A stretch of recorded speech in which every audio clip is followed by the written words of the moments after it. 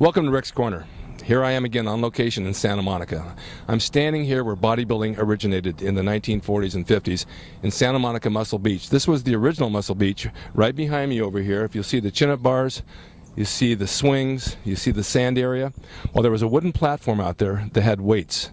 Steve Reeves, Hercules, and all the bodybuilders back then trained outdoors. It was the only outdoor gym around. And they used to have contests on the beach. The beaches were crowded full of people. They had gymnastics shows, you name it. It all happened right here, the beginning of bodybuilding. To my right shoulder over here, there's a blue and yellow awning on that building. That was Honest John's hamburger stand. Honest John was a professional wrestler, short guy, big handlebar mustache, worked out. All the guys that worked out hung out there. They were all like great friends. He made the best hamburgers I think I've ever had. And this was in the 1950s and 60s. I was a young guy in the 50s, but I came down as a kid, got to meet all the bodybuilders, Dick Dubois, Steve Reeves, and all those guys from back then. And then as time evolved, things had changed. Now, I have another place over here. It's a building called Muscle House. The bodybuilders in the 50s lived there, and they lived with a lady who owned it, and we'll show you the building over here to my right. That building was called Muscle House. She owned the building. She liked the bodybuilders. She cooked all their meals, charged them minimal rent. They had a place to stay and a place to eat. Vince Edwards, who played Dr. Ben Casey on TV for many, many years, lived there. He also worked out, entered a Mr. America contest. And one day he had gone into Hollywood. He said, "This is my last audition. I'm tired of being called out on bodybuilding." He was Hiawatha in the movies. And he said, "If I don't get this role, I'm moving back to New York." He went in with an attitude for casting off the beach after he worked out and had a really bad attitude during the whole casting session. They said, "That's the exact attitude we want." He hooked the part of Ben Casey, which lasted 7 years on TV. So you never know. Bodybuilding led him into the movies at that point. But this is where it all took place. We have the Santa Monica Pier over here, which is the amusement pier. It's changed quite a bit through the years, but it still has a lot of the same things that it had back then. They just updated it. This little path down here where you see people walking was also a tramway that had a tram for a nickel. Held about 10 people and went back and forth between this pier, Ocean Park Pier, and Venice Pier. So you could ride down for a nickel and you can go to the Ocean Park Pier, which is a huge amusement pier. A lot of the guys used to hang out down there. They'd walk the beach with their shirts off, and of course everybody would be looking at them because bodybuilders back in the 60s were freaks. Well, in 65, Joe Gold decided that enough of the beach training because we need an indoor place. Weather isn't conducive, and that's when he built Gold's Gym in 1965 and brought everybody indoors. And then they moved the pit down to Venice Beach. So all this was cleaned up. Santa Monica closed down the beach. As far as bodybuilders, they had a bad reputation back then because we were all known as freaks. Society didn't accept it, and they moved down to Venice Beach where it was more what they wanted. So we're going to stroll down there in a bit, and I'll show you the pit and some of the things we did down there, where we sat out in the ocean, where we sat out on the beach and took sun, and some of the restaurants we ate. For right now, this is it, and I'll pick it up down the beach a little ways.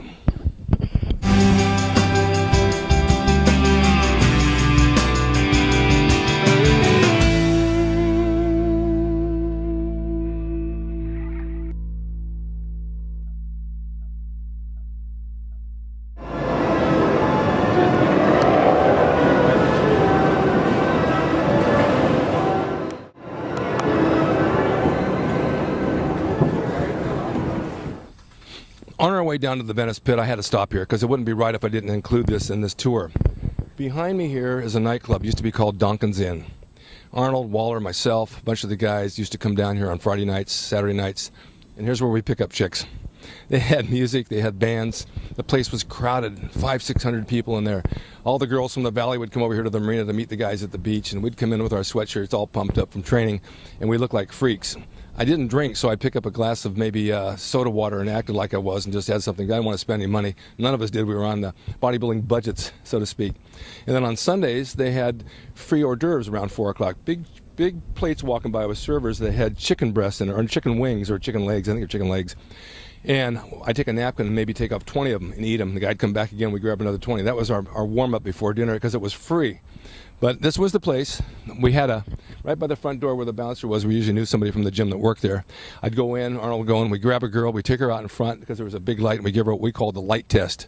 If she looked good in the light, she was good enough to take home. If she didn't pass the light test, we threw her back in the building in the dark because we didn't want her. It was like, throw the fish back in the ocean. Right next to this place, as you can see, is the marina where all the boats were. So the atmosphere was really cool. And it wasn't expensive, you know. Back then you had to watch your budget because you were training, and protein and that was high, and food was high, and no one wanted to spend a lot of money. You always had the guys that always the fancy cars and a lot of big wallets, but we didn't need that. We got by on our looks and our bodies, and it really worked. But I had to include this in this because it's too good to pass up. This was the day. Hot chicks, the light test, free chicken legs. Man, how could you go wrong? Go? Yeah. All right, now I told you we'd come down to Venice to the pit, and here's where we are. Right behind me, it's been improved over the years, was our weightlifting pit. This is where we trained on the weekends, maybe Saturdays and Sundays, just for an oddball workout. The air was so conducive to training, the oxygen level was so good. I had my best bench press down here at 455 pounds. It was really a lot of weight, but I was able to press it outside here. Just the feeling of the sand and the sun and all that just really inspired my growth, inspired my strength and my attitude towards training. And we didn't train here all the time, and that was the fun part of it, because we'd be in the gym a lot of the days, and then sometimes let's just do a beach training. We used to sit out here, Arnold and I and all the guys, we'd sit out here, which is all cement now, but that was sand at the time. We'd train, we'd sit in the sand, get some sun, or we'd go over to this little grassy area over here, which really more extended this way, and we lay out during Sundays at the park. Some of the guys would bring down some snacks. A friend of ours brought down homemade ice cream. We eat it, and we sit here and shoot the bull. You see pictures in the magazines, the guys sitting around on the grass. This was the grassy area.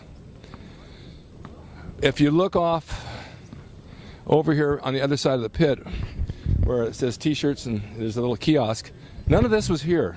This was just a very small area. None of these vendors were here. We had a little place we called the Germans over there, a little restaurant. Brother and his sister ran the place. Sister had real hairy armpits. We used to laugh about it because she was from Germany. But they had a 7-egg ham and cheese omelet with toast and coffee for $1.35, and only had 3 booths. A little greasy spoon, but we ate there. Clint Eastwood came down one day, and Jim wanted to know where to eat, and someone sent him down here and said, "Don't send Clint Eastwood to the Germans. He'll never like the place," but he came back and he loved it. But we ate there quite often. How can you eat 7 eggs and cheese and ham for $1.35? We couldn't beat it. Oh, you hear the seagulls going, huh? All right, then we would take a little walk. Let's go down this way. And we'd take a walk down this path, the same exact path, and end up down at the beach, where we'd sit in the sand every single day, watch the girls, get some color, get a tan, and just talk. The funny thing is, I still feel those days right now. You can just smell it in the air of the 70s. The conversations in the wind, you can hear us talking. Let's go train, let's go hit benches, let's go get a pump. Those days are still here. You hear it in the air like a vacant building. It's changed a lot. These cement barriers weren't up. It was just right to the sand.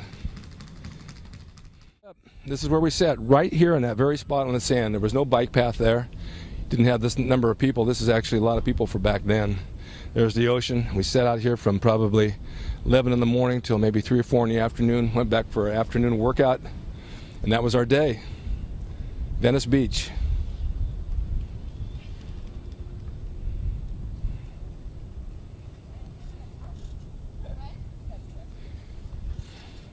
In part 1, I told you I had a feeling in my heart, in my mind, in my body of those days back then when we'll never ever forget. They'll always be a huge part of me. And to this day, I still have that feeling and those chills when I come down here and I see what went on, because I can still feel it. This is Venice Beach, 2010, 40 years later than when we trained here. But the feeling's the same, and it'll never leave me. And I hope someday you people can come down and feel a part of what I'm feeling right now. This is Rick Drasin, Rick's Corner.